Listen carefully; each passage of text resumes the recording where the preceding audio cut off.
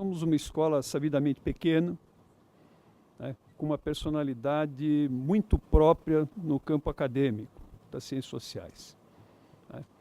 E por isso, essa, ao contrário de algumas grandes escolas, é uma instituição que comporta uma iniciativa desse tipo. Né? De outra parte, essa também é uma iniciativa que é mais que necessária. Nas condições em que vivemos, ela é imperiosa. Tá? E, para tanto, nós nos associamos a um órgão de imprensa que também não é grande, mas também é muito importante.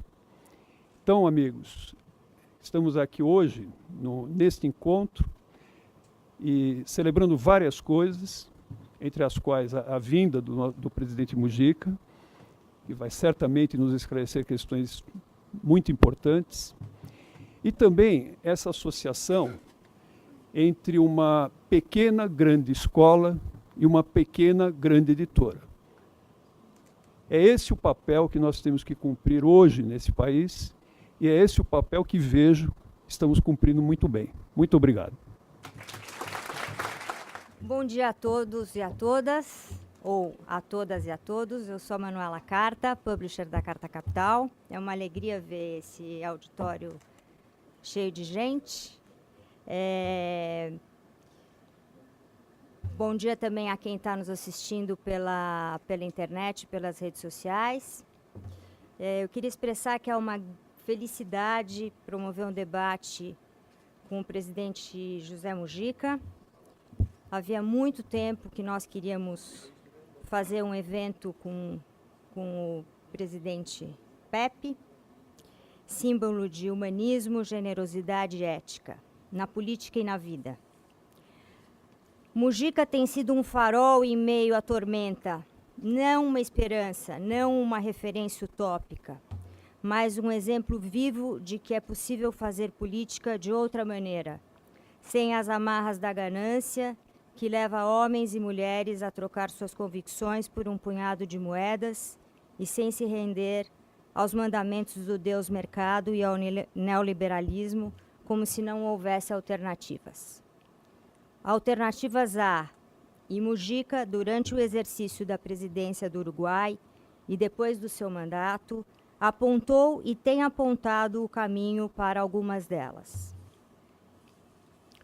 Honra-nos também realizar este seminário em parceria com a Fundação Escola de Sociologia e Política, ela também um símbolo de humanismo e ética, comprometida há mais de 80 anos com estímulo ao pensamento crítico, autônomo e independente, bases de uma sociedade vigorosa, justa e moderna. Obrigada, professor Aldo.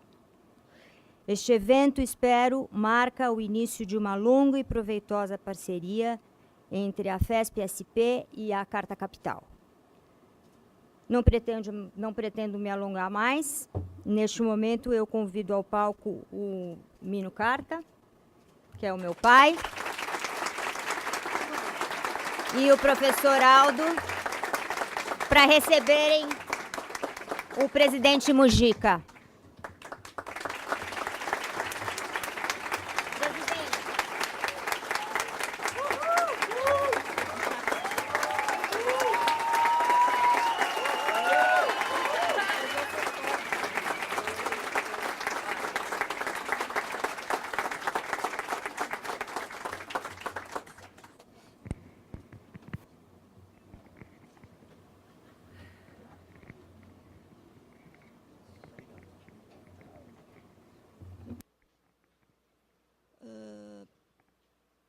Presidente, o senhor começa?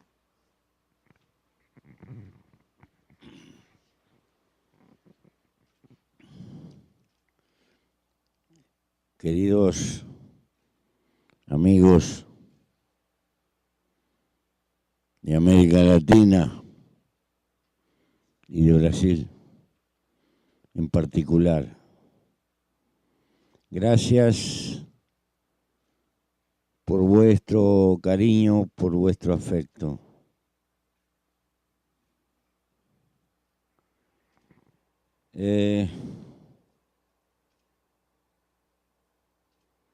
quiero transmitirles con la mayor sencillez posible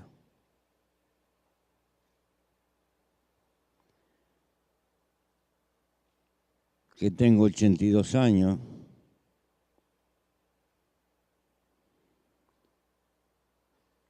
que me he gastado una buena parte de mi vida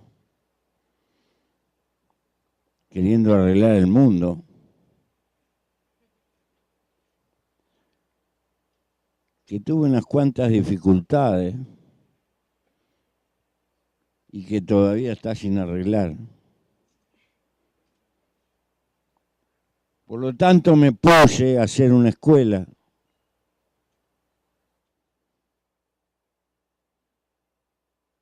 Y lo que quiero es transmitir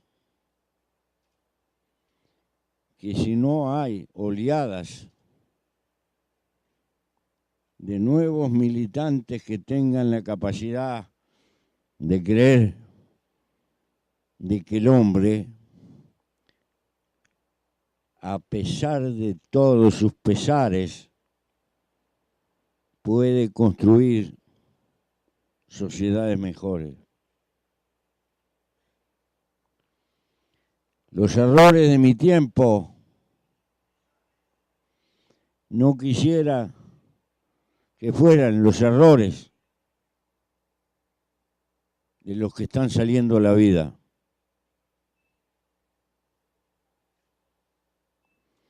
En mi juventud pensamos que cambiando las relaciones de producción y de distribución teníamos una sociedad mejor. Y creo que nos olvidamos que los sistemas de propiedad y de organización social son generadores de culturas tácitas que embeben el corazón de los pueblos, los hábitos de los pueblos, y que toda pelea material que no dé pelea en el campo de nueva cultura y de nuevos valores corta y sucumbe.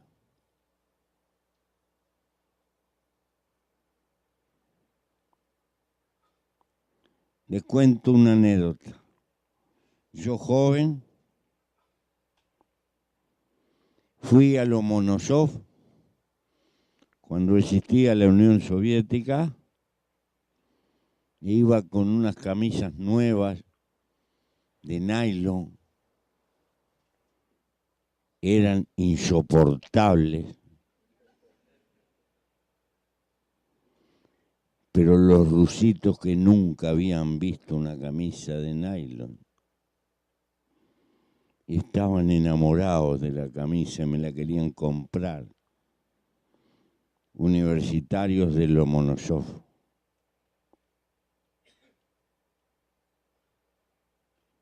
Si no cambia la cultura, no cambia nada.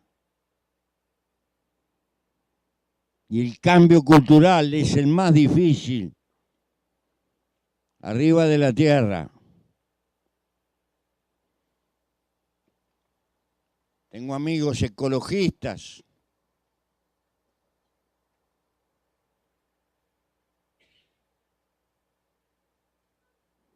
Adoran el medio ambiente. Pero cambian el teléfono todos los años, la computadora, y cuando los quiero acordar andan con un auto de aquí a la esquina.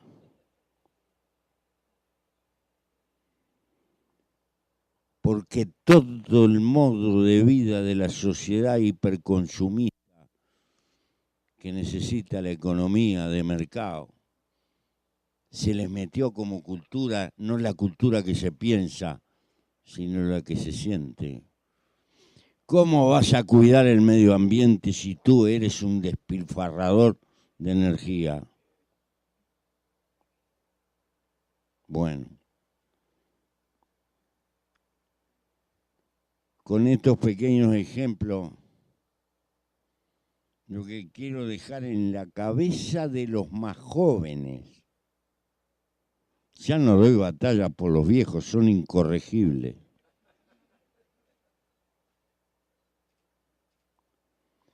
Denle valor a la cultura, pero no a la cultura de las bailarinas o de los cuadritos, sino la cultura que se respira en la cocina de la casa de los hombres del pueblo. Denle importancia a la cultura que practican los arquetipos de los partidos que luchan por los cambios, en los dirigentes de los movimientos sociales que luchan por los cambios, que sean portadores de una forma de vivir como vive la inmensa mayoría de su pueblo y no como vive la minoría privilegiada. Enfrenten en la conciencia a la sociedad consumista. Breguen por una vida sobria, que no es despreciar lo material. Es comprender que no hay milagro como el estar vivo y que no alcanza con la idea de desarrollo. Hay que pelear por el desarrollo, pero por la felicidad de la gente. Y para ser feliz hay que tener tiempo libre para cultivar los afectos. No nos hacen felices las cosas. Son los seres humanos los que nos hacen felices o infelices. Es el tener tiempo para nuestros hijos, para nuestro amor cuando nos ataca la fiebre de la juventud, para la dulce costumbre del amor cuando nos arrodilla la vejez. Tiempo. El ser humano no puede ser un sujeto condenado a vivir ansioso, pagando cuotas, posponiendo y soñando que su felicidad es cuando me tocan las vacaciones, mirando el almanaque. La felicidad es como los pájaros que cantan en cada amanecer. Hay que pelear por la felicidad aquí en la tierra. Felicidad no es sensualidad, es equilibrio. Nada en demasía. La pobreza crónica, la miseria no puede ser feliz a nadie. El hartazgo es el monumento al egoísmo.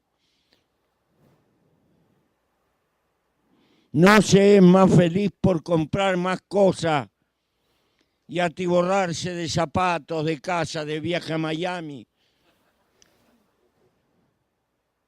No. Sé feliz teniendo tiempo para cultivar nuestra libertad, que tener tiempo para lo que a nosotros nos guste. La libertad hay que definirla, hay que salir de ese mundo ecuménico, de palabras grandilocuentes que no se bajan a tierra. Sos libre cuando haces con tu vida lo que tú quieres sin perjudicar a otro. Y para eso tienes que tener tiempo libre. Y si te llenas de cuentas de responsabilidad económica, adiós. Es como los guerrilleros, que como nos falta esto y el otro, y lo otro, y lo otro, y lo otro, empezamos a cargar la mochila. Y después la mochila tan pesada que no se puede caminar. y el guerrillero que no camine no vive. No se puede ser feliz tapado por las cuestiones materiales que nos ahogan. La felicidad es afectos con los demás. Por eso saludo a esta escuela y a este intento de sembrar sociología y un ruego. La academia no debe ser un pulmón para multiplicar la riqueza o la concentración de la riqueza. La academia debe ser un talento para pagarle las deudas que tenemos con nuestros pueblos. La academia tiene sentido cuando se inserta en las entrañas de su pueblo e intenta representar y amplificar las luchas y las necesidades y la falta de justicia que siente nuestro pueblo. El sentido de la academia no es ser superior. El sentido de la academia es sembrar por la liberación. Es ayudar, contribuir a desarrollar la conciencia de los más sometidos. La academia debe representar lo mejor de la civilización humana y no lo peor. No se es académico para tener un sueldo seguro. La academia es un instrumento de lucha y de compromiso. No es un instrumento para escribir revistas y solozarnos con el conocimiento. Es para sembrar el conocimiento que desentrañamos en las entrañas de la gente. La academia es un pulmón de la militancia social y es fundamental en la medida de que nutre el pensamiento de los luchadores sociales y de la gente del pueblo. De lo contrario, la academia es una exquisitez para adornar los salones de la gente poderosa. Si la academia no genera enemigos,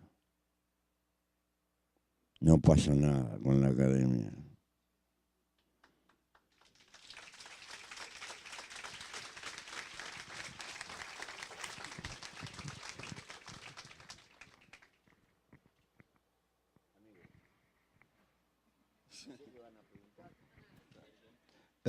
Bom dia a todos e a todas, ou a todas e todos, como falou.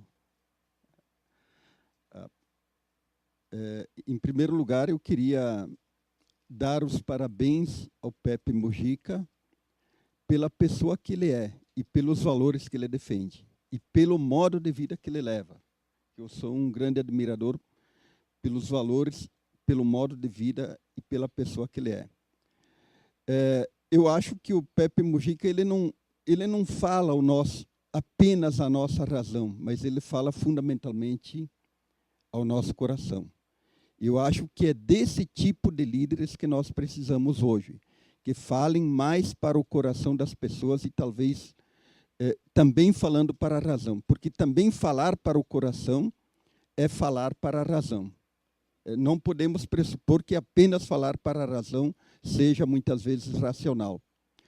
E também queria dar parabéns ao Pepe Mujica pela suave ferocidade que contém em suas palavras, ou uma ferocidade suave, que eu acho que também é desse tipo de líder que nós precisamos hoje. E precisamos também líderes que deem exemplo em todos os sentidos.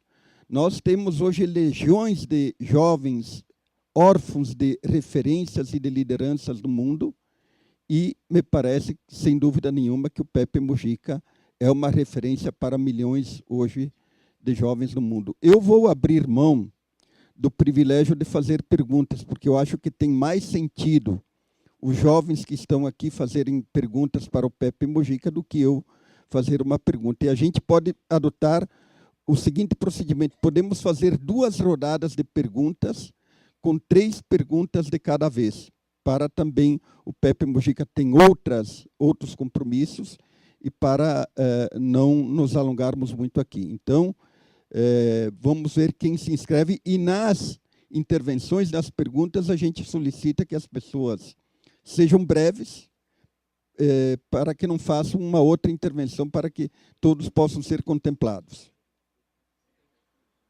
Bom, eu sou Aldo Fornazieri. Ah, tá. E peço para que as pessoas, quando fizerem as perguntas, também se identifiquem.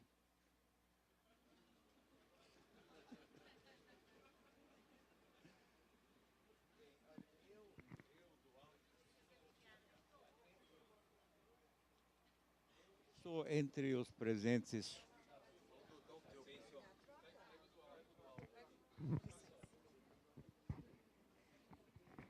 Eu que sou entre os presentes, pelo menos aqui nesse tablado, o mais velho, porque eu falo do alto de 83 anos completos. Reivindico esta honra. Então, eu me permito fazer uma pergunta.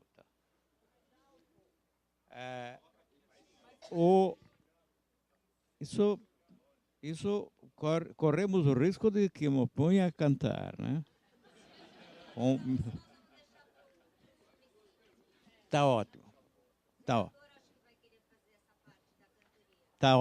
ótimo. Não, o que eu queria é perguntar, depois dessa aula emocionante de vida, o que o Mujica nos ministrou é uma lição de vida,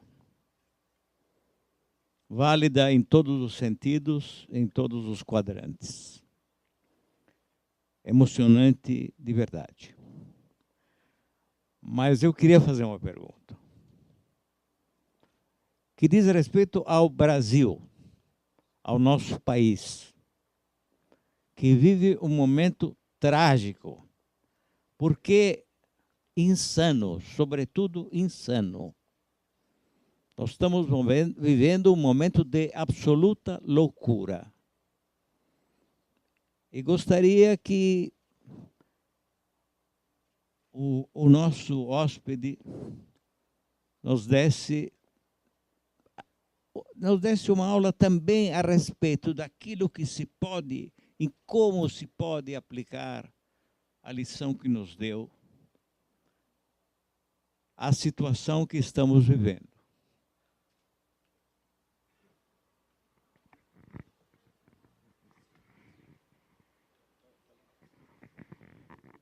Yo soy Pepe.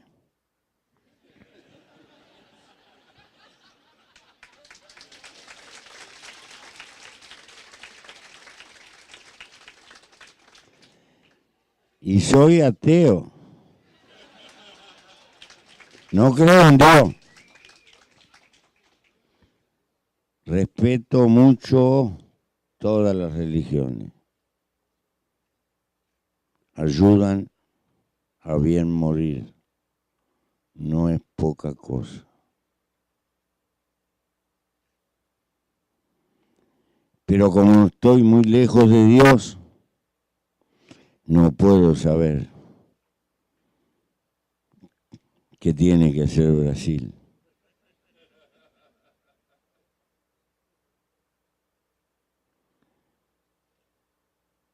Me atrevo, sí, solidariamente,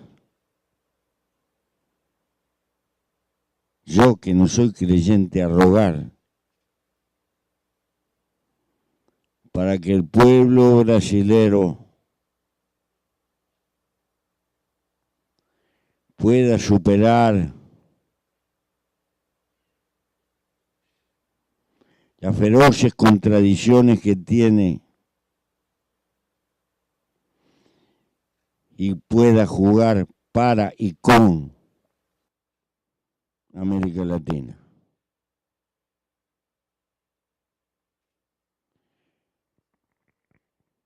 el más grande de Brasil, todavía desintegrado y muy injusto. Uno de los países más injustos que hay arriba de la tierra.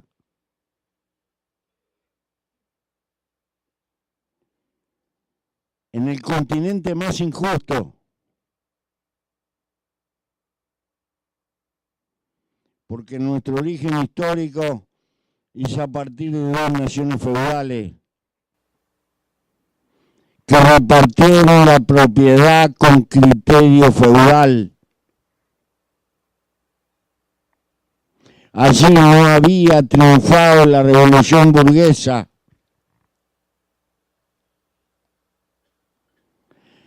Allí se estaba lejos del espíritu que llevó Inglaterra cuando funda las 7 colonias y reparte la tierra con sentido burgués.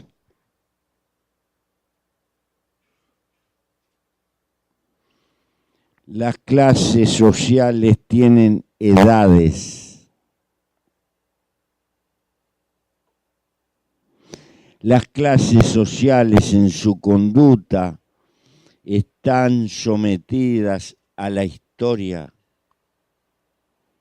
La burguesía cuando nace tiene la mística del trabajo, del ahorro. Es cuáquera, es puritana, es revolucionaria, enfrenta al feudalismo. El feudalismo del siglo VIII es feroz, sobrio, vive en cuarteles de piedra. El señor feudal se siente no solo explotador, sino responsable de la vida de sus vasallos. Es una bestia de guerra. En el siglo XVI, XVII, el señor feudal dejó la armadura y se puso la peluca. Era un alcahuete de los reyes. Así es la historia de las clases sociales. Hoy la burguesía nuestra no lucha por multiplicar los bienes de producción, lucha por apropiarse de la riqueza. Es importantísimo el capital financiero, lo etéreo, la concentración de la riqueza. Puede ser creador de pollo o fabricante de helicóptero, no importa. No hay mística con tal cosa o con el trabajo. Estamos en otra etapa. Bien. Brasil hereda, como el resto de América Latina, ese feudalismo.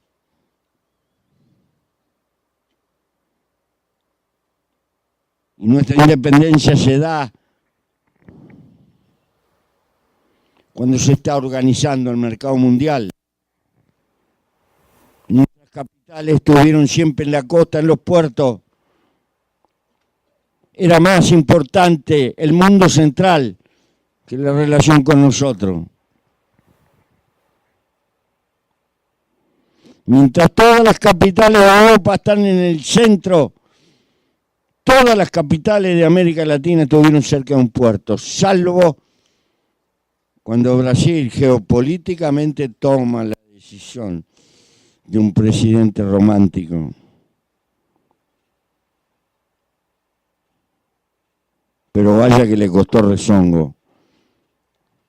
Y todos sabemos que la capital sigue estando acá, la capital económica, porfiadamente cerca del puerto. Bien. No son casuales estas cosas. Expresan nuestra historia.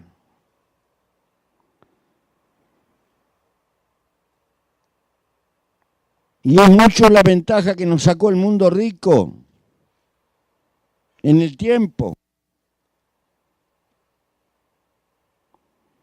Nuestros universitarios, nuestros investigadores son candidatos a emigrar porque los contrata alguna multinacional y se van. Y perdemos lo mejor de nuestro talento.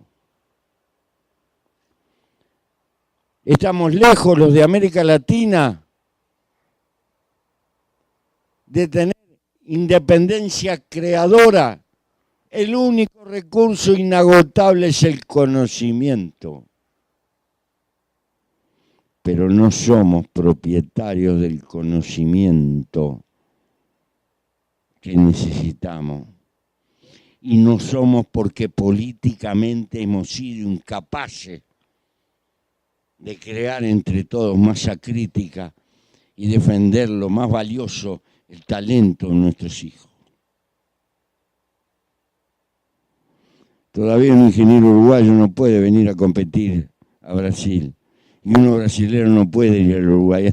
Andamos como extranjeros en nuestra tierra. Después vamos a trabajar para alguna multinacional japonesa o americana, cualquier parte del mundo. ¿Por qué? Porque fallamos políticamente. Si no hay política, no hay canales. Por eso creo,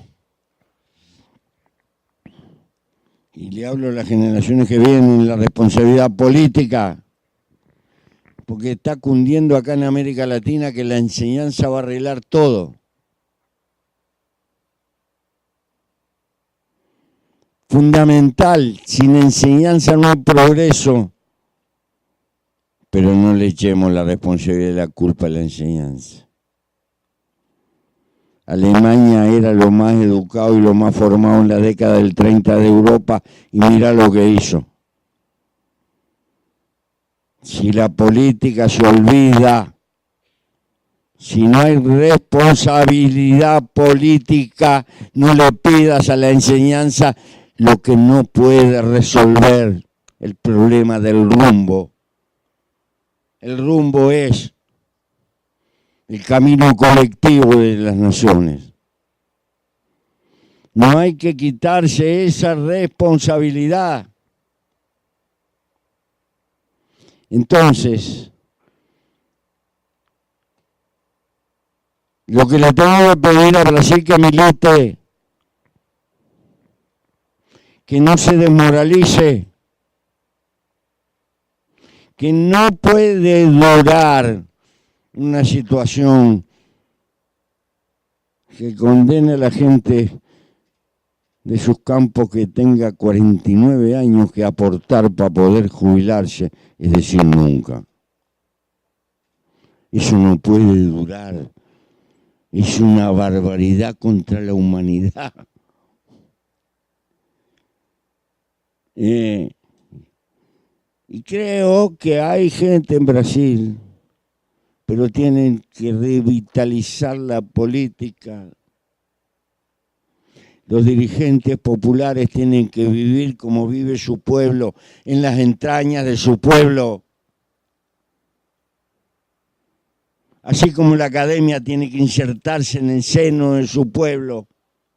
Hay que vivir como vive la mayoría y no dejarse engatusar cuando nos tienden la mesa y nos creemos que la mesa es nuestra.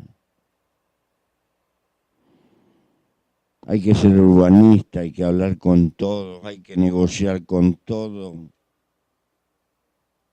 pero hay que estar definido con quién se está. Entonces esa responsabilidad la tiene la política. Y si Brasil no encuentra un camino político, estamos condenados, los latinoamericanos. Hace muchos años, en una reunión en San Pablo, con poderosos empresarios brasileños me dijeron que había 6 puntos del PBI. Les reproché, no les pedí que fueran No les pedí que fueran socialistas. Les pedía que no salieran a colonizar, que salieran a juntar aliados en el resto de América Latina para tratar de crear nuestro sistema de empresas transnacional latinoamericano. Porque con la política de salir a comprar lo que está hecho, estaban reproduciendo lo que ha hecho siempre el colonialismo. Y en lugar de juntarnos, estaba creando enemigos. Enemigos dentro de la propia burguesía. Pero tenemos una deuda todavía más lacerante si no logramos integrar nuestras universidades, si no integramos la academia, si no integramos el conocimiento, si no integramos la inteligencia en América Latina, nunca estaremos integrados. Y aún los países más fuertes como Brasil son nada ante la gigantesca distancia que ha sacado el mundo desarrollado sobre nosotros hoy. Nosotros, el resto de los latinoamericanos, precisamos a Brasil al frente. Brasil nos precisa al resto para hacer masa crítica y tener estatura continental para disputar en este mundo. Y sos parte de la geopolítica de un mundo que nos guste o no nos guste, se globaliza. Y donde las generaciones que vienen van a hablar todos los dos idiomas, por lo menos. Tengo 82 años, no es mi tiempo, pero lo que viene es la civilización digital, el doble idioma en el mundo entero. Nos guste o no nos guste, para bien o para mal. Y lo inevitable hay que entenderlo y organizarlo para ser mejor. Pero ese mundo que viene no va a tener piedad con los débiles. Y atomizados y divididos somos débiles. Lo que más tengo que reprocharme de esa década progresista que vivimos en América Latina es haber sido tan débiles en los fenómenos de integración. No pudimos construir cosas comunes importantes que fueran creando caminos de unificación en el largo plazo. Nos quedamos preocupados en la agenda de quién gana las elecciones que vienen. Y por enfrentar lo urgente, dejamos pospuesto permanentemente lo más importante, que era ser alguien en el mundo de hoy. Esto lo digo con fuerza para que lo recojan los jóvenes. Cometan los errores de su tiempo, no los nuestros. Avívense.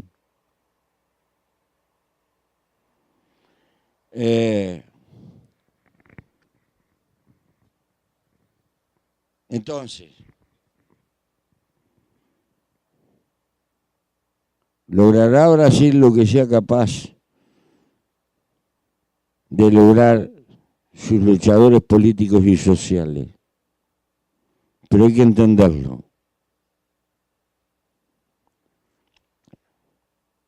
Hay que tener la habilidad y la paciencia de no entrar en corrales de rama y en no caer en un clima irrespirable de confrontación que termine paralizando a la nación. Negociar y negociar y negociar y negociar, pero negociar sin traicionar, sin abdicar. Tampoco creer que se puede llevar el mundo por delante. No es cuestión de ganar la batalla de un día, es cuestión de ganar una guerra larga, que es contra la miseria humana. No creo que el clima de una confrontación que paraliza a un pueblo pueda traer algo bueno. Por eso, la democracia liberal, que es mentirosa, porque promete en el campo del derecho lo que nunca se preocupa de afirmar en los hechos, la igualdad abajo de nuestros techos. No es despreciable la democracia liberal. Por el contrario, es un valor de convivencia que hay que sostener y mantener, pero reconocer que no es perfecto y que está plagado de contradicciones. Y que ustedes tienen un problema básico que no sé cómo lo resolverán. Yo no creo que se pueda gobernar un país con 30 partidos o algo por el estilo. No puede haber 30 proyectos de país. Podrá haber 4 o 5. Pero 30 proyectos de país no pueden existir. El hombre es un animal romántico, pero no es tan insensato. Lo que hay son intereses fortuitos. Pero a veces las discusiones del Parlamento brasileño a uno le da la impresión de que en el fondo es una bolsa de comercio, no un parlamento. Entonces, esa institucionalidad le crea problemas de sustentación a cualquier gobierno brasilero, a cualquiera. Es una inestabilidad crónica. No sé cómo se puede entender. Lo que pasa es que es un país continental, pero es muy difícil. Habría que pedirle receta a los chinos, ¿cómo hacen? Pero no tengo respuesta para eso. Yo me quedo maravillado. Pero me supongo que cada ley importante supone una negociación interminable. ¿Y qué cosas habrá atrás de esa negociación?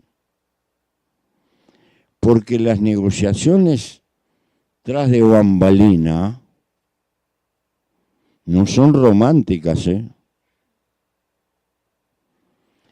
y no creo que eso le hagan bien.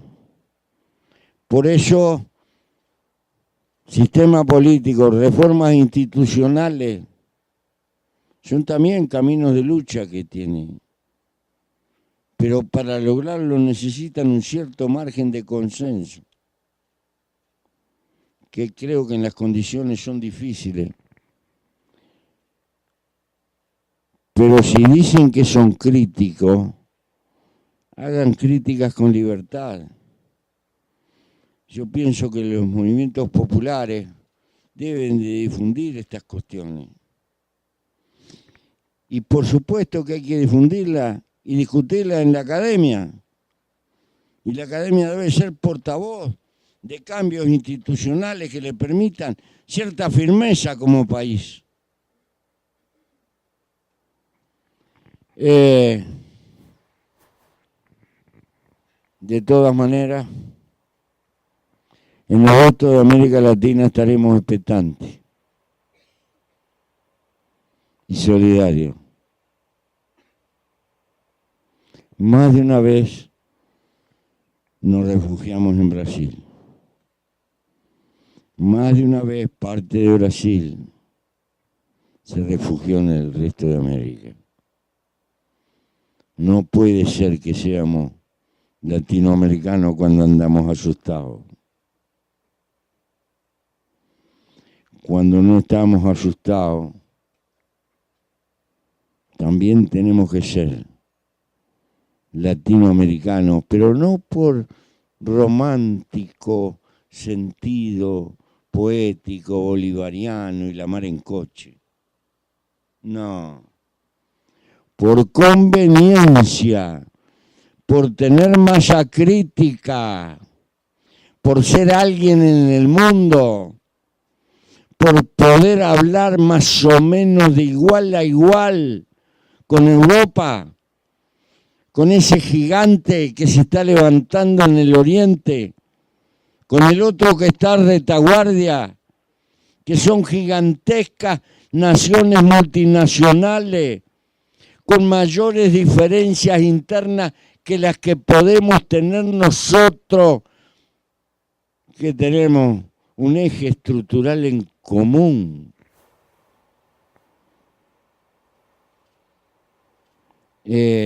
No es poca cosa lo que tenemos. Probablemente el continente más rico en recursos naturales.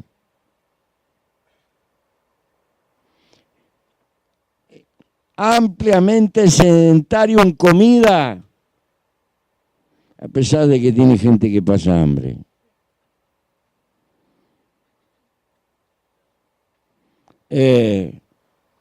Entonces, compatriotas, no todo es negro. Y no ha triunfado la derecha en el sentido rotundo. Nunca triunfa definitivamente la derecha, porque tampoco nunca triunfa definitivamente la izquierda. La historia de la humanidad es un vaivén, un compás. Hagamos nuestro papel, contribuyamos a la distribución, a mitigar la miseria, luchemos por el sueño de una sociedad mejor, pero comprendamos que nuestra lucha, mi generación pensó que luchaba por el poder, tontos de nosotros.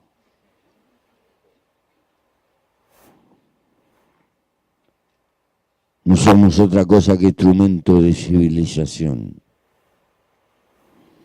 Luchamos para que la civilización humana vaya subiendo escaloncitos. Toda la conquista de derecho y de mejora de la humanidad supuso duras derrotas en algunos momentos de viejos luchadores,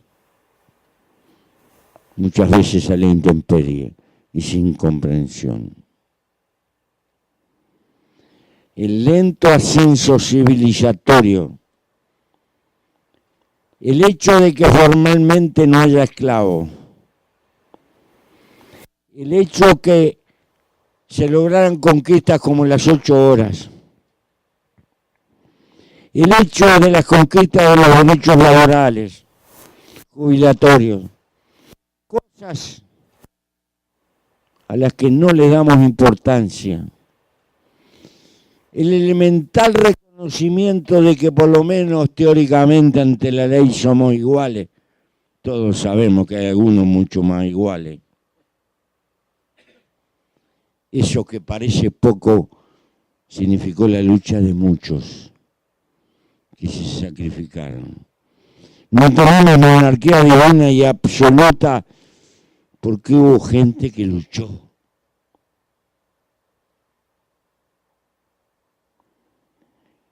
Pero eso no es sacrificio, muchachos.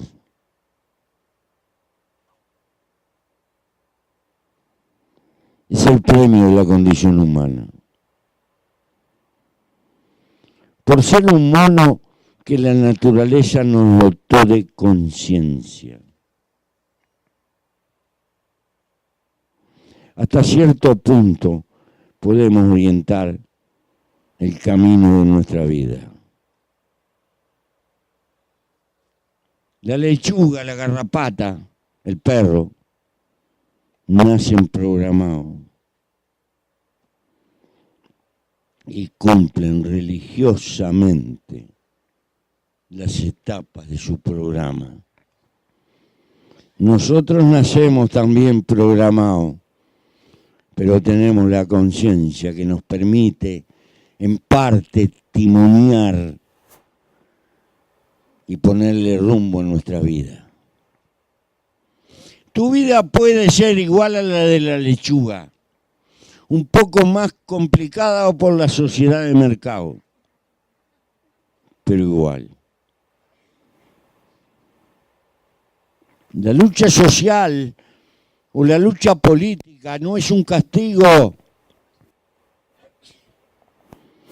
Es la lucha por libertad, por ser. Tal vez en el fondo, sin que seamos conscientes, intenta suscribir un poquito de amor a la vida, sabiendo que si queda algo de mejora social, tal vez queda un pequeño hilito de nuestra vida a los que van a vivir luego de nosotros. Desconfío mucho en estas cosas, como desconfío de las religiones, que a veces hacemos cosas por el amor a la vida, en el sentido más profundo del término. Pero no me quiero perder en semejantes profundidades, porque están llenas de nostalgia y de melancolía. Y le quiero decir con claridad que se puede tener una vida inútil, transformándose en una lujosa bestia de consumo, que está desesperado por cambiar el Mercedes-Benz y comprar el Audi nuevo y tener la casa en Miami y creerse que triunfar en la vida es acumular riqueza para darse dique ante los demás. Le quiero transmitir que se puede triunfar en la vida de otra manera, sirviendo a que los demás estén un poco mejor y que vale la pena darle una causa a la vida, que es el único privilegio que tiene el hombre frente a los otros bichos, orientar su propia vida. Entonces, lo que para algunos puede ser una carga, para otros es una liberación. Nunca vamos a tener un mundo mejor si no hay gente que sea capaz de liberarse en el marco de la sociedad en la que vive. Si en la sociedad que vive estás prisionero de una campaña de marketing que te hace comprar el cocodrilo para darte dique, o tener 30 pares de zapatos, aunque no sepas ni qué te vas a poner, y vivas pagando cuentas, tengas que trabajar más y más y más, y caigas en la burrada de que no quieres que a tu hijo le falte nada, como te faltaba a ti, pero le faltas tú, no tienes tiempo, nunca.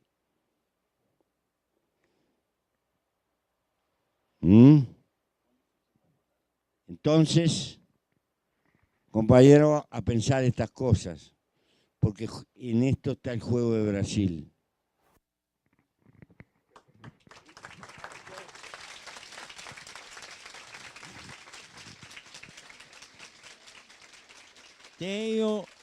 Tenho de constatar que fiz muito bem em dirigir uma pergunta ao nosso ilustre hóspede, porque ele nos deu mais uma aula. Foi importante que eu fizesse essa pergunta. De qualquer maneira, eu pedi o microfone apenas para dizer que, aliás, que eu vou me retirar porque o nosso hóspede vai almoçar na minha casa, juntamente com um outro hóspede e grande amigo, muito querido, que atende pelo nome de Luiz Inácio Lula da Silva.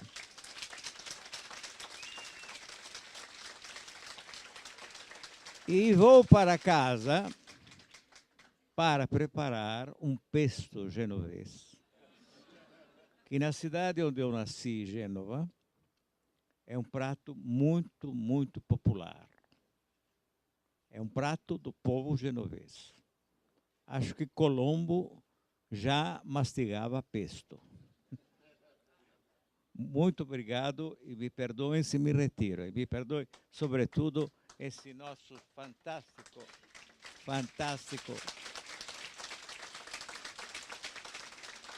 senhor da política. Muito obrigado. Alô? Alô? Tá, obrigado. Bom, vamos então abrir uma rodada de 3 perguntas. O Bruno, que é um ativista da periferia de São Paulo, menino combativo, vai fazer a primeira pergunta por convocação.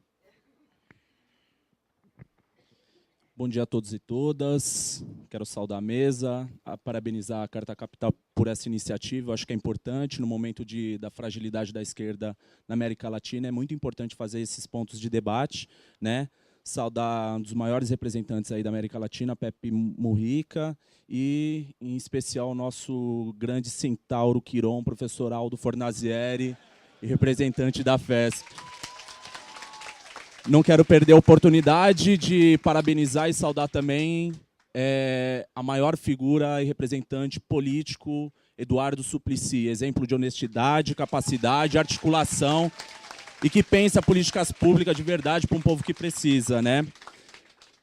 Eu me chamo Bruno Ramos, sou representante da Associação Cultural Liga do Funk, fiz parte do Conselho Nacional de Juventude, né? Agora estudante do primeiro semestre de Sociologia e Ciências Políticas e também agora colunista do Mídia Ninja. Como jovem, gostaria de um conselho do senhor Pepe, para que possamos pensar politicamente como que seria essa disputa, né, de espaço e narrativa e de imaginários também para 2018. Qual que seria a importância e o conselho que o senhor nos dá para pensar que jovens também possam ocupar espaços de representatividade desde o legislativo ao executivo, né? Nós temos aqui vivendo o bônus demográfico, né? Um país com 204 milhões de pessoas, tendo quase 50 milhões de jovens entre 15 a 29 anos, e um país ainda que tem o genocídio da juventude negra, em específico, né, com mais de 55 mil mortes por armas de fogo, é porque ainda não temos representantes jovens dentro desses espaços de disputa de poder e políticas públicas pensado principalmente para as periferias, né? Essa é a primeira pergunta. Estendendo aqui, gostaria de um ponto de vista do senhor também, o que o senhor pensaria da renda básica de cidadania, né, pensada incondicionalmente para o Uruguai e para todos os outros países, né, em específico também aqui para o Brasil, um dia a gente poder alcançar projeto de lei de autoria do senador Eduardo Suplicy, que tem feito uma grande diferença nas comunidades e nas periferias, né, do nosso Brasil. E como que nós poderíamos também colocar um muro, já que Trump está fazendo isso para segregar cada vez mais os nossos latinos, como que nós também conseguiríamos fazer um muro para segregar essa política consumista, capitalista, destruidora do nosso povo? É isso. Agradeço. Outra pergunta. Passa.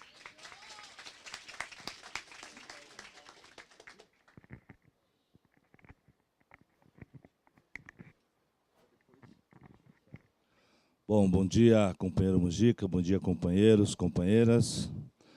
O meu nome é Paulo Caires, estou presidente da Confederação Nacional dos Metalúrgicos da CUT.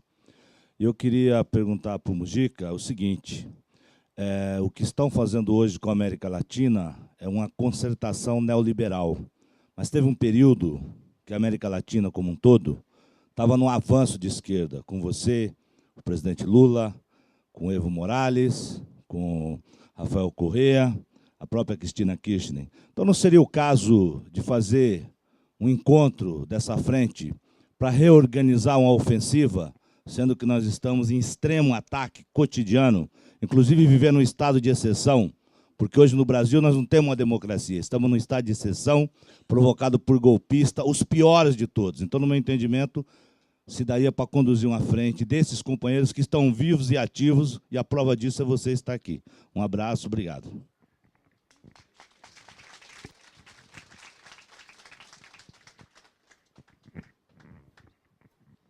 Oi, bom dia. Eu sou Tata Amaral, cineasta. Já realizei um filme com um grande ator uruguaio, César Troncoso. Minha sócia vai realizar um filme que é uma coprodução com o Uruguai. Certamente o senhor sabe que o Brasil e o Uruguai construíram políticas para o audiovisual nos últimos anos, em especial acordos assinados, acho que até na sua gestão. E eu gostaria que o senhor comentasse qual, na sua visão, é o papel do audiovisual, da cultura e da arte na construção simbólica dos latino-americanos e nas referências e aumento da autoestima e reconhecimento da nossa independência cultural. Qual a importância da gente contar as nossas histórias para que essa integração aconteça cada vez mais?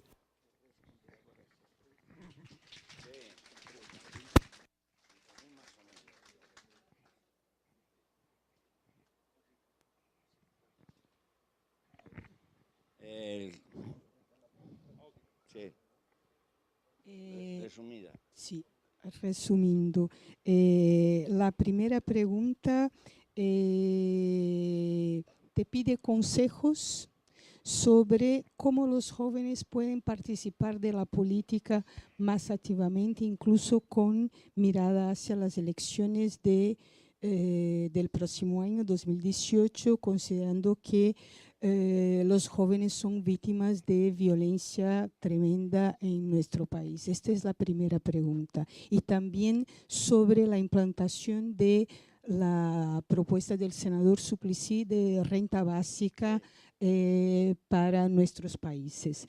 La segunda es, ¿cómo ves la posibilidad de poder reunir los gobernantes de cambio de Latinoamérica? ¿Paramos ahí? Vale. No nos sobra el tiempo. Lo primero,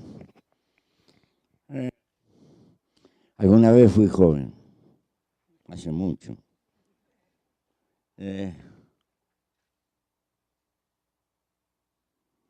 Sacamos la cuenta en un penal, la edad promedio que teníamos eran 23 años. Fuimos una organización juvenil, tal vez por eso mismo hicimos unos cuantos disparates, pero qué fuerza que teníamos, cuánta utopía, cuánto sueño. Si no hubiéramos tenido esa fuerza, no hubiéramos sembrado nada.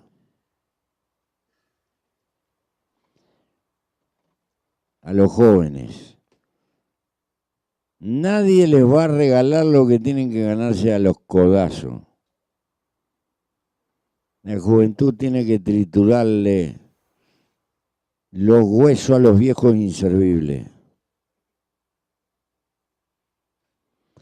La juventud es insurgente en el sentido profundo del término, cuando es joven.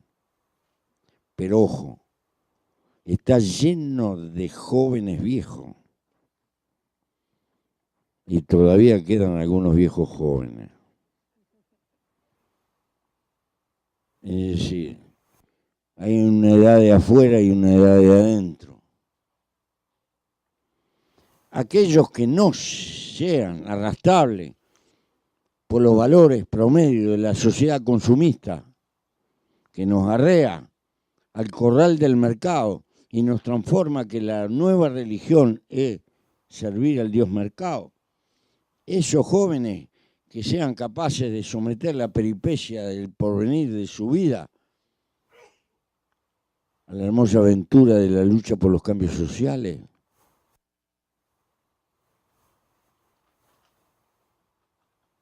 tendrán la fuerza de la renovación y serán capaces de crear nuevas formas, porque ahí está el mundo digital, como agazapado, como esperando, tal vez con promesas de cambios institucionales.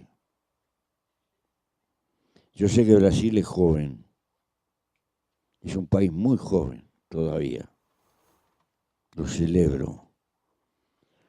Por eso tiene fuerza de renovación. Y por negra que sea la circunstancia por la que está pasando, más que nunca tengo esperanza, porque nunca he visto juventud resignada. Y por eso creo que va a tener una salida. El hoy negro no es eterno, porque el hoy negro va a fracasar, porque no puede solucionar los problemas hondamente sociales que tiene este país. Si lo solucionará, dejaba de ser lo que es. Y como no puede dejar de ser lo que es, no va a dar respuesta a los hondos problemas que tiene Brasil. Lo de la renta básica.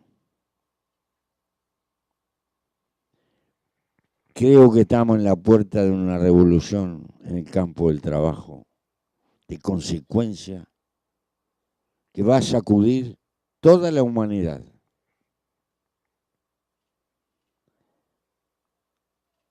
La robótica va a entrar a la masiva sustitución del trabajo humano. Pero la gran contradicción es que los robots no consumen.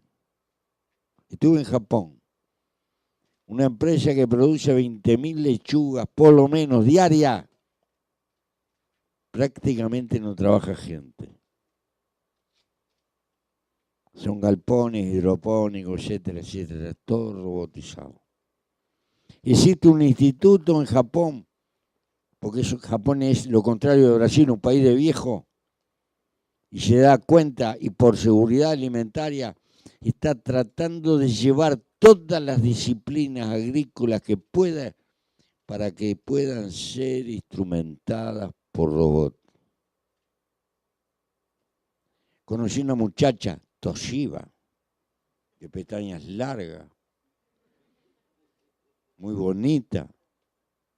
La están formando para que transmita los informativos por televisión. Estuve en un supermercado, no había nadie que trabajara. Nadie.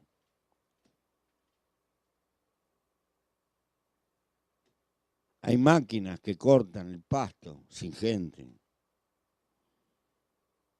Cantidad de cosas por el estilo. Eso se viene. Por lo tanto, más que nunca será moderna la renta básica.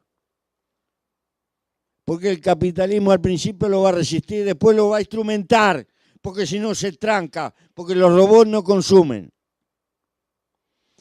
Por un lado, los trabajadores van a pelear en el mundo entero por rebajar el horario de trabajo. Y va a ser así. Pero por otro vendrá las luchas por la instrumentación de la renta básica. No quiere decir que sea una panacea, ¿eh? Apenas va a dar para respirar. Pero a la larga el propio capitalismo la va a instrumentar, porque si no se paraliza el mercado. Su religión sacrosanta. Si la gente no compra, no gasta, no hay negocio. Y si no hay negocio, no hay acumulación. Y esa es la religión del capitalismo, no la felicidad humana. Es curioso. Yo sé que Suplicy, cuando planteaba la renta básica, lo planteaba como un instrumento del reparto social, de contribuir a que en las comunidades más pobres haya un algo seguro para poder arrancar una iniciativa y llevarla adelante. Es decir, esto era la renta básica dirigida como instrumento de motor, de burro de arranque para que la gente se pueda revolver a posteriori. Hay algunos ensayos en el mundo atrás de esto. Lo que Suplicy planteaba lo están planteando en algunos lugares de África, en Finlandia, en otras partes. Están experimentando. Así empiezan las cosas a abrirse. Cuando lo planteaba acá lo trataban de loco. Dentro de 50 años van a decir, era un adelantado Suplicy. Era un hombre clarividente. siempre fue así. Bueno, para que se junten los viejos progresistas, presidentes de América Latina, porque para sacarse fotos, ya fueron. Perdieron el tren, hicieron lo que pudieron. Ahora tienen que venir otros. Hay que renovar la fragua de la historia. Algún viejo, si le puede servir de bandera y de portaestandarte, macanudo, como si es una bandera. Pero esta lucha es muy larga. Lo que hay que señalarle a los futuros compañeros, no cometan los errores que nosotros cometimos. Perdimos demasiado tiempo y no atendimos cuestiones estratégicas. No pudimos hacer el acuerdo del Paraná para que todo el sur de Brasil salga por el Paraná con seguridad. Tener un puerto en común, propiedad de todos los gobiernos. Tener un sistema de electrificación en común, interconectado. Tener universidades en común. Repartirnos la investigación con un plan continental de investigación para ser propietario de nuestro... Hay cantidad de cosas que debimos habernos planteado que no las pudimos llevar adelante. Y disputamos a veces, tras de bambalinas, quién se bajaba más los pantalones para darle mejor ventaja a la inversión directa extranjera para que se colocara. Porque naturalmente cada cual tenía que luchar por darle trabajo a su gente. Y nos curraron de afuera bastante por eso. Tenemos que aprender eso, tenemos que tener una política en común. China nos puede ayudar o desguazar. Todo depende de que tengamos política. Voy a poner un ejemplo. Si quiere poner una fábrica de autos, va a venir derecho a San Pablo, por acá, el gran mercado.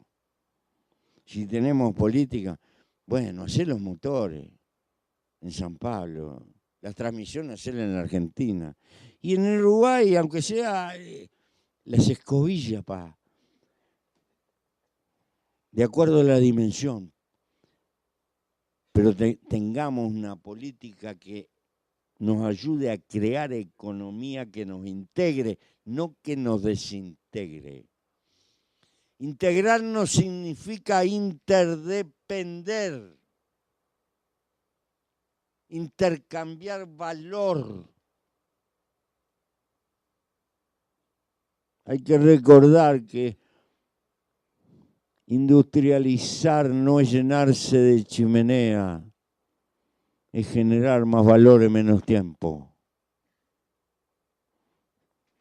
Es un concepto económico. Nueva Zelanda produce lo mismo que el Uruguay en el tipo de producto, pero Nueva Zelanda es un país altamente industrializado porque por cada jornada de trabajo neozelandés se genera más valor. Esta es la cuestión. Entonces, creo que tenemos que tener políticas de integración en eso. Y por eso creo que hay que educar una nueva generación de dirigentes. Y los que vamos quedando como piezas rotosas, le tenemos que servir de portaestandarte para transmitir la enseñanza. Y cuando nos quieren usar como una bandera, que nos usen. Pero no somos el brazo que sostiene el mástil. Hay que poner vino nuevo en odres viejos. Porque esta lucha es larga y necesita incorporar en masa a gente nueva. Por eso, a mí me gusta juntarme con gente veterana, a las que quiero en pila, pero ya pasamos. Ya pasamos, fuimos. entonces la mejor manera de seguir siendo algo es ayudar a los que tienen que venir, me parece.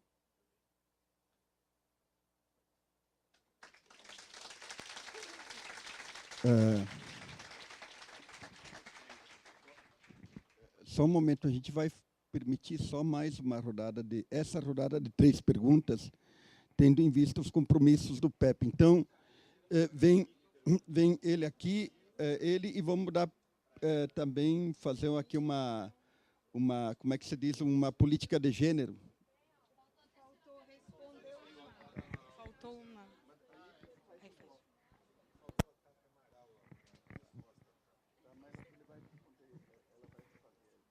Depois vai vir a pergunta da Tata, né? Também tá.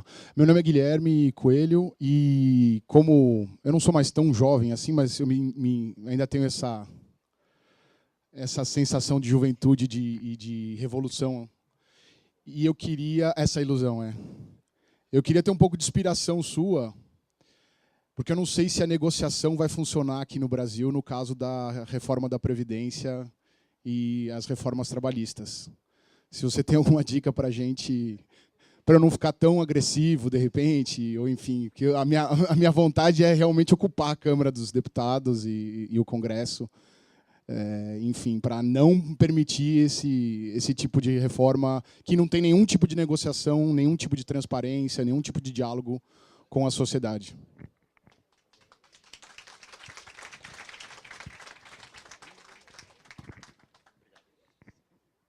Sou Pedro Paulo, professor de Economia na Unicamp e colunista da Carta Capital.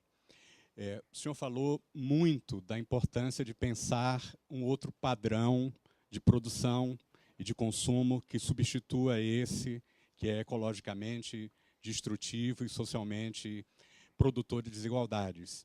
Mas como que podemos pensar a transição? Porque, evidentemente, não podemos esperar que um colapso climático global produza essa transição. Temos que pensar em caminhos, eventualmente medidas específicas, ou pelo menos alguns princípios que nos permitam caminhar politicamente para realizar essa transição de um modo organizado. Obrigado.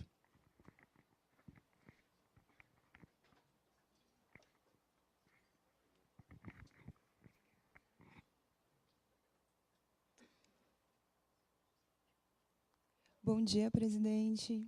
Meu nome é Priscila, eu faço parte do Núcleo de Etnografia aqui da FESP, que é comandado pela professora Isabela, e a gente está fazendo um trabalho de quase 2 anos já, acompanhando as manifestações das ruas, especialmente aqui em São Paulo, e especialmente das mulheres. Eu queria uma palavra do senhor. Como que o senhor vê? É suficiente esse movimento de rua aqui no Brasil? A gente estando militando nas ruas, a gente está tentando fazer a diferença, mas estamos sendo também sempre minimizados por quem está no poder. Queria uma palavra sua sobre as manifestações.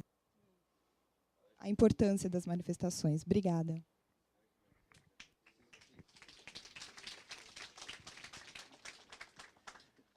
Presidente Pepe Mujica, gostaria de lhe perguntar se recomenda a todos nós, latino-americanos, nos unirmos aos mexicanos e dizer que ao presidente Donald Trump que não se pode construir aquele muro que vai custar 28,5 bilhão de dólares. Seria melhor começarmos a investir esses 28 bilhões de dólares para fazer com que da América Latina até a Patagônia houvesse e passe a existir a renda básica de cidadania, porque quando houver não vai precisar mais nenhum muro que separe as nações dos 3 continentes americanos. Agradeço se puder dizer a sua opinião sobre o muro de Donald Trump.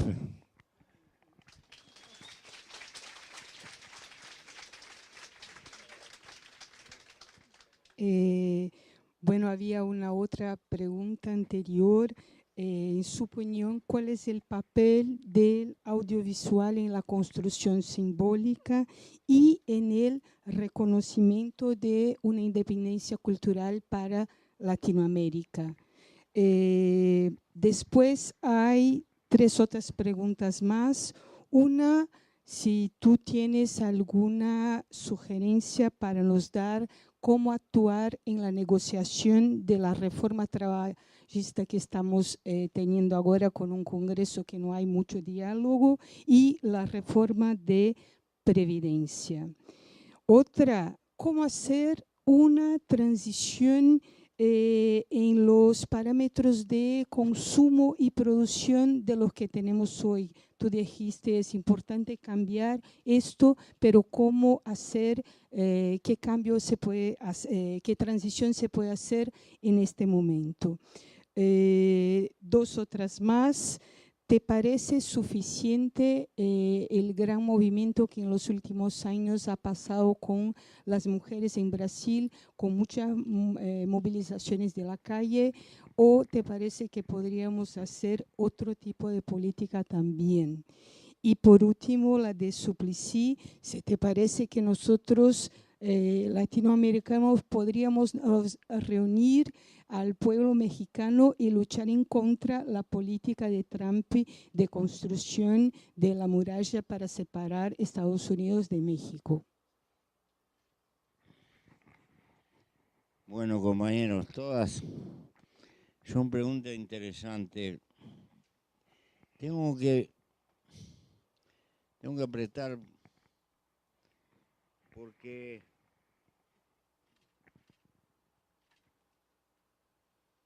voy a empezar por el tema de la mujer. Vieja lucha de nuestros semejantes en un mundo de civilizaciones predominantemente machistas y de una educación machista. Pienso que por el camino de las universidades y de la instrucción,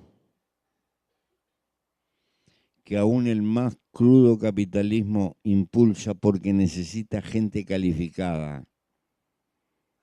La que deja más plusvalía es la gente calificada. No por bondad. Paradojalmente, la masificación de la enseñanza está elevando por todas partes la capacidad presencial de la mujer desde el punto de vista intelectual, empresarial, como potencial dirigente de muchas cosas.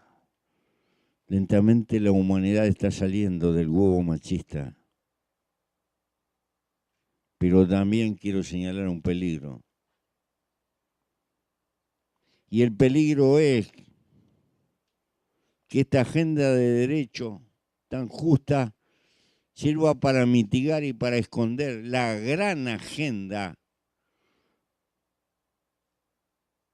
que es la diferencia de clase.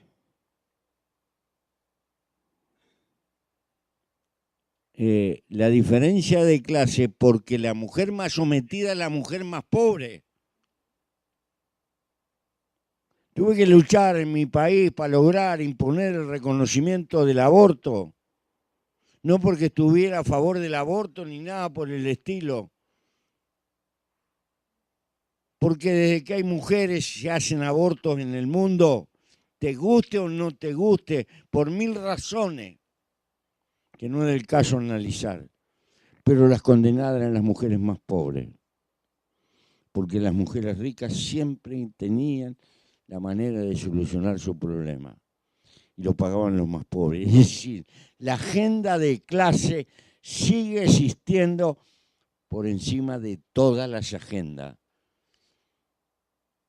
Entonces, la agenda de lucha por la feminidad, jamás olvidar, en primer término, el derecho de las mujeres más pobres, más abandonadas, porque además frecuentemente tienen que soportar la fragilidad de los hombres que la suelen abandonar con 3 o 4 hijos a su suerte. Si hay una cosa desamparada en el mundo son las mujeres pobres, sobre todo las madres solas. Y creo que la agenda de reivindicación de la mujer no puede olvidarse de eso, en primer término.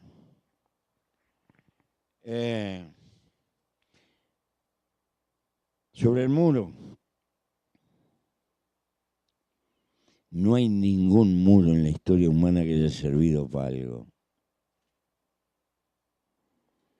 Cientos de años se pasearon los chinos haciendo la Gran Muralla. Eso es una carretera aérea con cuartelillos y todo, no un muro.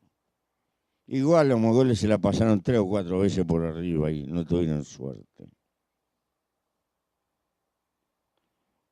Qué esfuerzo inútil al pedo, qué tiradero de plata se propone este loco, cree que va a atajar a la gente con murito.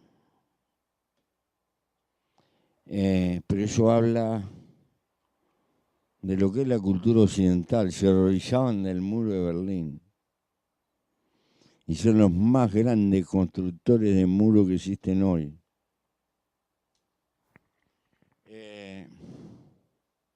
$2 millones y pico de dólares por minuto se gastan en presupuestos militares en el mundo. Y este loco va a aumentar la cifra. Porque ya aumentó el presupuesto militar. Recorta todo lo social y aumenta la epopeya de los cohetes. Y está disputando quién tiene la bomba más grande. Es un loco macanudo, ¿eh? Vamos para arriba con semejante gobernante en el mundo. Sí, solidaridad con México y oportunidad con México. Demasiado tiempo alejado ha estado Brasil de México y México de Brasil. Si tuvieran la inteligencia de aprovechar esta coyuntura negativa para estar más juntos, tal vez tendríamos como consecuencia otra América Latina. Me parece que hay que ser solidario por razones de principio, pero hay que ser solidario por intereses comunes. Lo que es un problema también es una oportunidad. Hemos estado muy lejos de México y la desgracia de México es lo que señaló Porfirio Díaz. Tan lejos de Dios y tan cerca de Estados Unidos.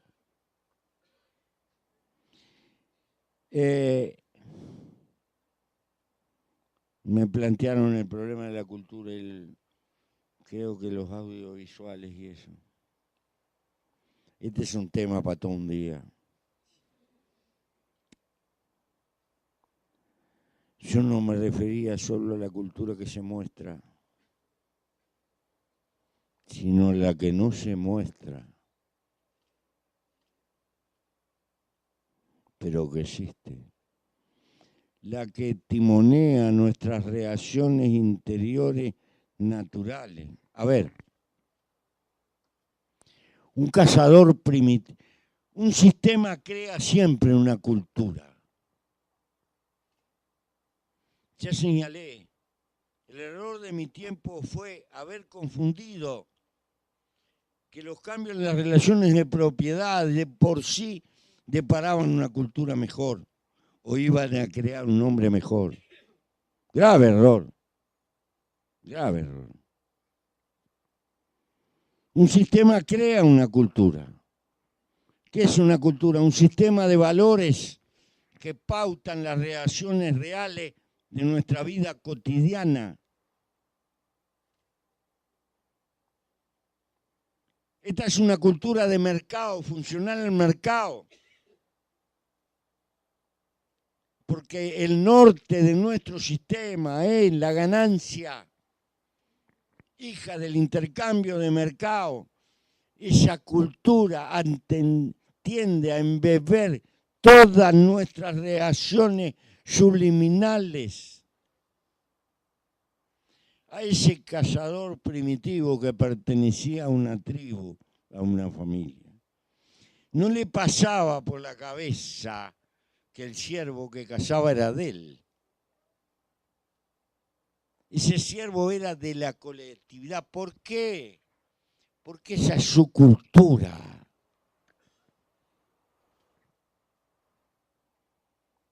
El cazador actual caza para sí.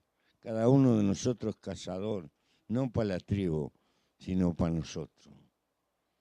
Esa es la cultura del mercado. Pero como civilización, por la brutal acumulación, por los recursos tecnológicos, por la explosión científica, por las dimensiones del fenómeno Tierra, por el hecho de que tenemos posibilidad de crear ríos y mares nuevos, pero a su vez tenemos la herramienta para podrir todos los mares. Hay filamentos microscópicos de nylon en las aguas de la Antártida. Tenemos todo eso.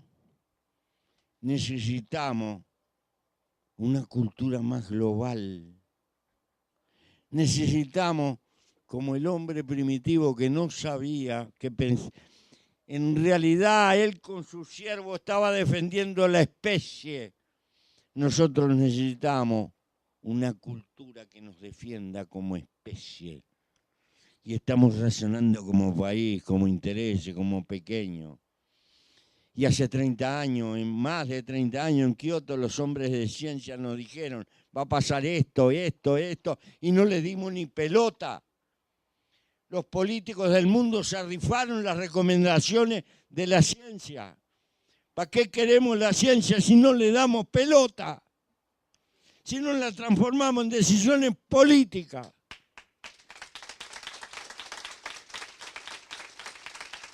Y ahora estamos pagando las consecuencias. Estamos necesitando decisiones mundiales. Hace rato que sabemos que pudrimos la atmósfera. Pero hay que pararle el carro a la rueda del capitalismo. Y hay que tomar medidas. Y tienen que ser de fierro y tienen que ser de acuerdo mundial. Por eso dije en algún momento, el problema es político, no ecológico.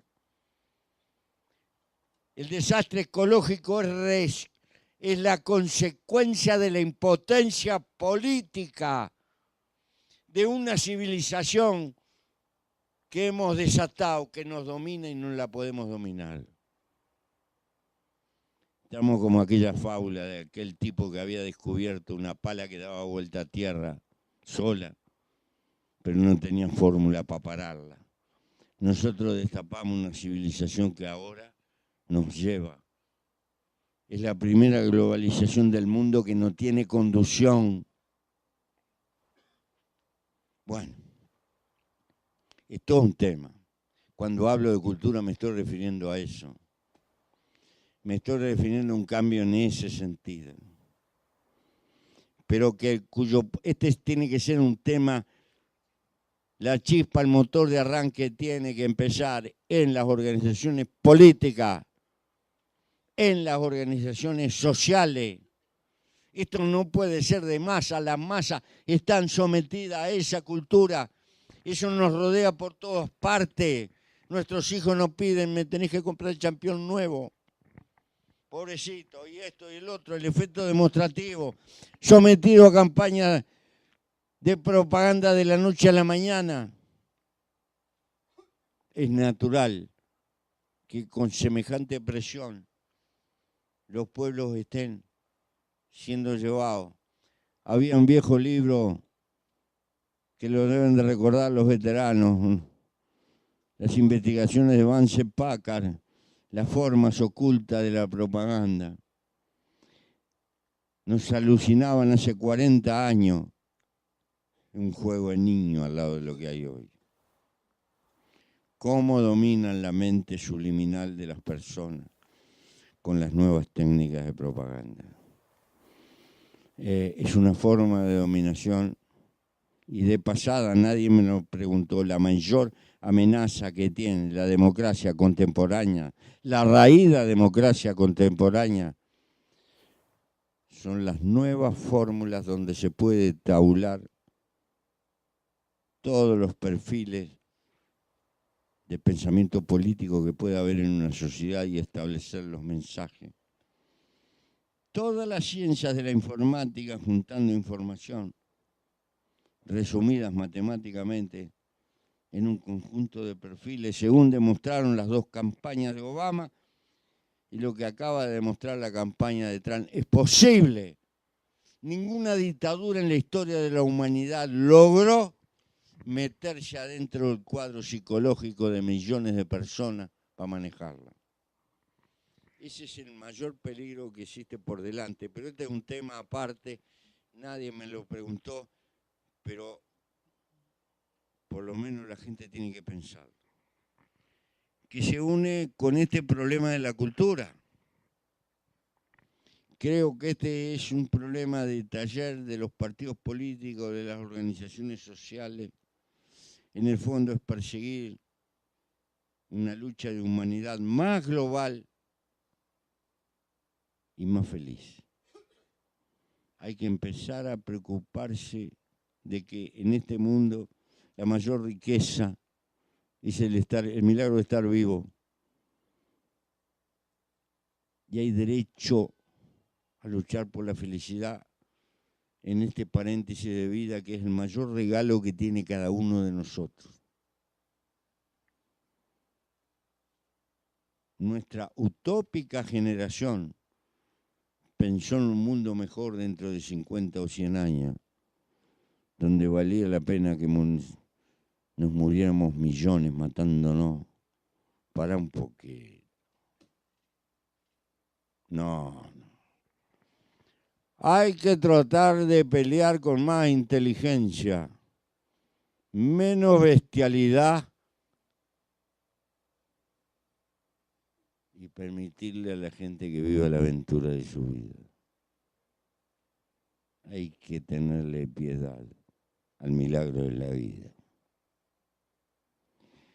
Por eso, el muro, el presupuesto militar, el despilfarro, no es que uno se haga beato, que se vuelva pacifista,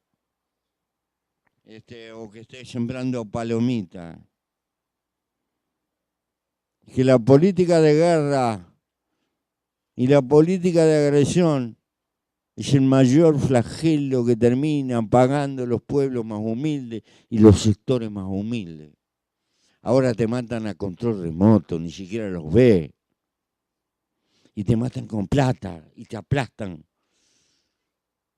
Sin siquiera tener una pizca de coraje, ni siquiera la aventura humana del coraje. Por eso me parece que hay que encontrar otros caminos y repudiar el camino de la guerra y de la violencia que siempre va a favor de los mismos. Y esto lo dice un sujeto que anduvo con la 45 puesta acá y que tiene varios balazos en el cuerpo y todo lo demás. Pero si lo que uno vivió no sirve para transmitirle a los que vienen que se aviven, no sé para qué viven. Así nomás. Y miren que no soy ningún pacifista. Razono con el criterio bien franco que la guerra contemporáneamente sirve para joder a los más pobres. Así, abiertamente. A la clase obrera le chupa impuestos que se despilfarran en presupuesto militar. Por eso, esta aventura que está planteando este hombre, si hay un loco en Corea y hay otro en Estados Unidos, lindo la tenemos. Hay que inventar un virus contra los locos.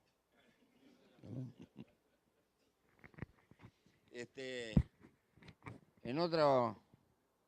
Bueno, no sé cuál otra pregunta.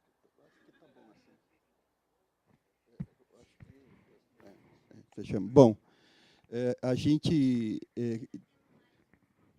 temos mais meia hora, então 20 minutos. Então, Rose faz as outras perguntas aí.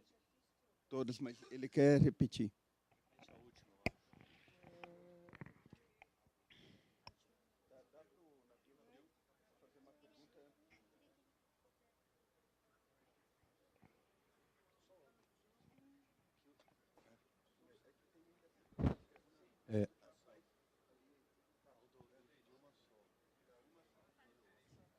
Uma só. Bom, sou Nabil Bonduque, professor de urbanismo da FAUSP. Fui secretário de Cultura aqui do município de São Paulo. Queria lhe fazer uma pergunta que desperta muito interesse entre todos nós aqui, a juventude. Amanhã nós vamos ter uma marcha, que é a Marcha da Maconha, Marcha da Marijuana, pela descriminalização da maconha no Brasil. E o senhor protagonizou uma grande alteração na legislação do Uruguai. Queria que o senhor fizesse uma avaliação sobre isso, as condições políticas para poder se regulamentar, né, a marijuana no Uruguai, e como é que o senhor avalia hoje os resultados? E se isso é aplicável ao Brasil, o que foi a experiência uruguaia? Compañeros, a veces uno tiene que remar contra lo que piensa la mayoría de una sociedad, porque en una sociedad a veces dominan los prejuicios. Decía Einstein por ahí hace tiempo, si tú quieres cambiar, no puedes seguir haciendo lo mismo. 50, 70 años de persecución a las formas comerciales de los estupefacientes y de la marihuana nos han llenado de espléndido fracaso. Cada vez hay más consumo y cada vez más cantidad de presos. Y ahora tenemos dos gigantescos problemas. Tenemos el problema de la drogadicción, que es un problema médico, pero tenemos el otro problema, el narcotráfico, que es peor que la drogadicción. Por mantener con una tapa prohibido, no hemos hecho otra cosa que crear un mercado fabuloso para los audaces. Y como la tasa de ganancia es grande, siempre va a haber audaces. Nosotros no estamos a favor del consumo de la marihuana. No. Somos viejos. Tenemos otros vicios. Fumamos tabaco. Es un desastre. No creo que ninguna adición sea buena. Pero hay por lo menos en Uruguay 150.000 personas que consumen. Y por no quererla ver, se lo regalamos a la clandestinidad, que los exploten.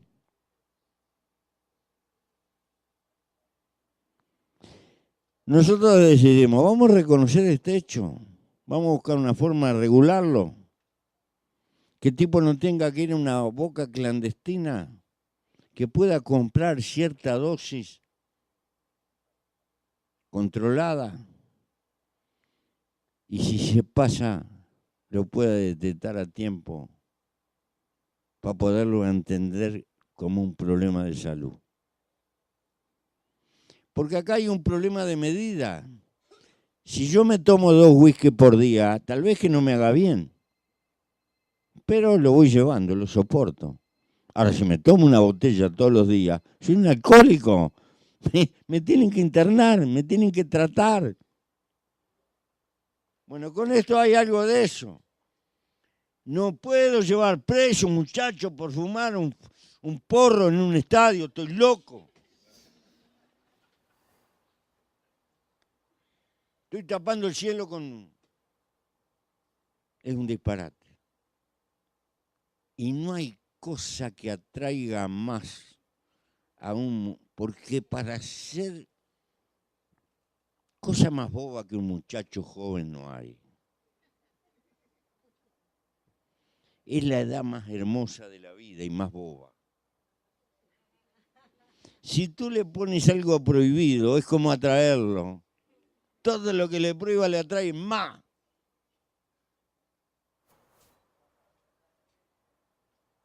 Ese es el precio de madurar. Bueno, hay que ser amigo de los jóvenes, no enemigo. No hay que caer en un paternalismo. Te querés intoxicar, intoxicate. Acá te doy la cosa y esto. Sos un gil, pero hacete el gusto. Estar al lado, no ser un enemigo. El estado impositivo depredador. Porque el tipo tiene que hacer un proceso y avivarse por sí mismo. Y si no se aviva por sí mismo, estamos fritos. Porque no le vamos a poner un milico al lado de cada muchacho para que lo maneje en la vida. No. Cada cual tiene que aprender a manejarse de acá. Y no puede ser que un bicho atorrante me esclavice la vida. No sirve por un carajo si me dejo esclavizar. Entonces nosotros decidimos, vamos a regular esto, pim, pam, pam, pam, y nos vamos a andar persiguiendo. Y el que se quiere producir tiene 8 plantas en la casa, que se registre, las tiene. Que no se dedique al negocio. Ahora, tenemos que tener registrado para los que vienen de afuera. No vamos a hacer un turismo marihuanero para que vengan de afuera, de Uruguay. No. Porque eso significa pelearnos con los vecinos. Vamos a hacer un experimento social. A ver qué resultado. Los otros meten en cana. Y hay cada vez más gente en cana, y dale en cana, y dale. Vas a arreglar con la cana, sí. Bueno, cada 3 presos en Uruguay, 1 es por droga, o por drogadicción, o porque se mandó una rapiña porque no tenía plata para pagar. O... No. Es decir, la puntería es robarle al narcotráfico el mercado. Así nomás.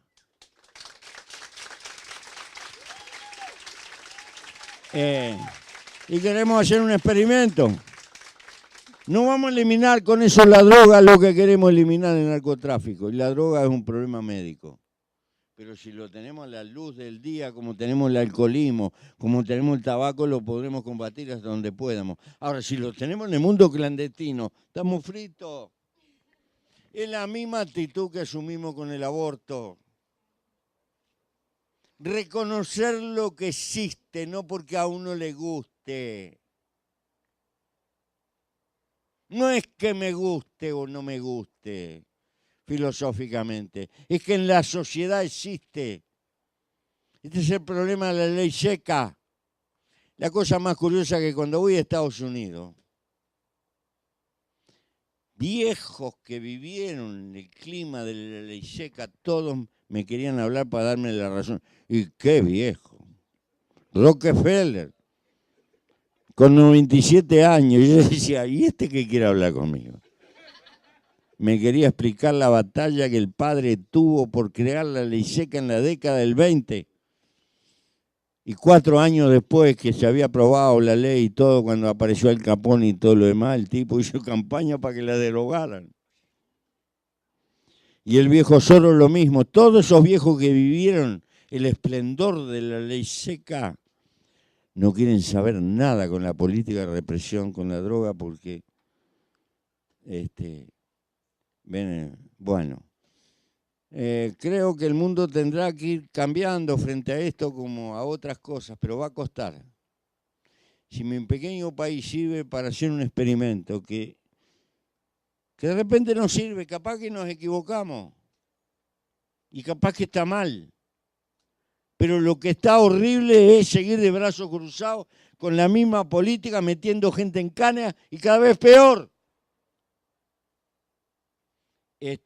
Entonces, es la búsqueda experimental de otros caminos para enfrentar el problema de la drogadicción. Porque ese fenómeno vino para quedarse en nuestras sociedades. Y si lo andamos tapando y viendo como una cosa fea, es peor. por lo menos lo que humildemente pensamos nosotros. El Uruguay es un país pequeño y puede hacer cosas que a otros grandes le cuestan, pero tiene una historia. Fue el primer país que en América concedió el divorcio en el 1912 por la sola voluntad de la mujer. Y el primer país de América que le dio el voto a la mujer. Y creo que el segundo en el mundo. Y que estableció los consejos de salario en la década del 40. Y cantidad de derechos. Siempre tuvimos, tal vez por ser pequeños, la posibilidad de hacer cosas que otros eran mucho más difíciles. Desde ese punto de vista nos sentimos orgullosos. Por lo menos servir de banco de prueba. Y si la experiencia que estamos haciendo con la marihuana sirve, otros podrán aprender y después harán lo que tengan que hacer. No quiere decir que tengan que hacer lo que hacemos nosotros. Ahora, de carambola y aparte, tenemos condenado una planta maravillosa. Es una fibra textil, algunas variedades, formidable. Los primeros vaqueros que se hicieron en el mundo se hicieron con cáñamo. Después resultó que duraban demasiado y los cambiaron. Las velas con que vinieron los barcos de Colón a América eran hechas con cáñamo. Es una fibra portentosa. Y no quiero hablar porque no tengo autoridad científica para hablar los productos médicos que están saliendo o que pueden salir de... Como tanta, creo que es una planta que tiene... Anda bien con Satanás y con Dios.